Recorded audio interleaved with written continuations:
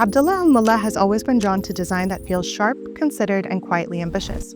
He started in graphic design, then found his way into architecture. For Craft and Code, he takes a simple idea and gives it a blueprint. What if a flower's geometry could become architecture? Enter Souk, a contemporary flower market built from precise lines and mapped pathways, with a nod to Emirati heritage, of course. This one is about the craft behind the structure and turning something delicate into something you can inhabit. Welcome to Craft and Code with Abdalla Almulla.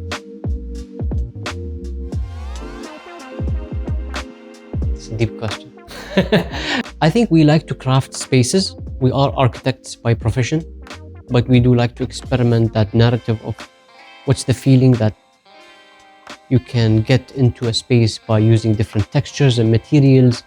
And I think with every space that we create, that's a craft that builds up to create different spaces with different feelings. Starting with a new project, it's always about a narrative, I would say. It's a narrative that we want to build up, that we want to create, that we want people to feel. Then comes the layer of materiality, color, and what would fit the most to create the best narrative outcome. How can we take inspiration from some textual element for flowers? I'm curious about a lot of things. A lot of the time, I tend to see myself curious about things that failed, like an architecture movement that failed. Things that I think when they fail, I am more intrigued because I want to discover why. And a lot of the times I found that understanding why they failed helps me create something that's a bit more successful. I would say that's what I'm tending to be more curious about recently. I mainly like it because it's a book that shows something super technical but in a very creative way. And I think there's something like fun in it. Even if something is technical, you can make it aesthetically look good. You can have fun drawing it. I think it always inspires me.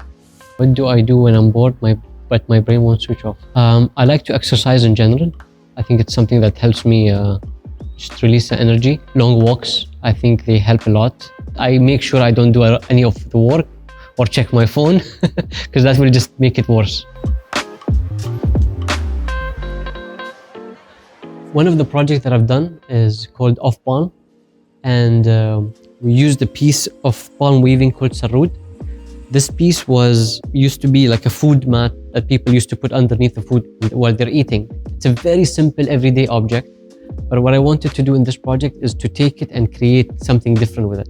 So this is where we created a whole ceiling made out of almost 800 pieces of these sarud mats. And what I liked is that some people came and they're like, we're living with this object every day, but we never thought about it done in a ceiling, you know, as opposed to a food mat. And I think this is where, you know, you feel like you did something right. You brought something within the culture as a narrative story, but created something new with it. And I think continuing that with the different designers, different generations, that was create something that's rich and, you know, in the cultural narrative of the UAE.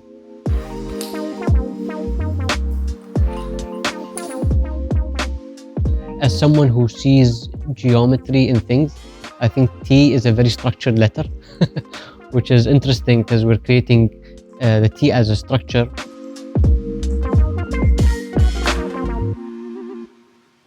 The idea came of how to take the contours and geometry of a flower and turn it into a spatial experience that people can interact with. That was the main idea. Then comes the idea of proportion, scale, what is the right dimension for people to experience that and feel like it was a market.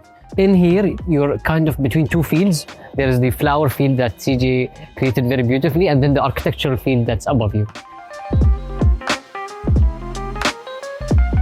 CJ has very vibrant, colorful flowers, and I would say the way I work or my aesthetics are more have muted tones, brown shades. But I think because of the nature of both of these elements working as a natural element, they're working well together. So I think it's contrasting, but at the same time, they do complement each other. New York Times. So it could be interesting to see the translation of that geometry into the piece itself.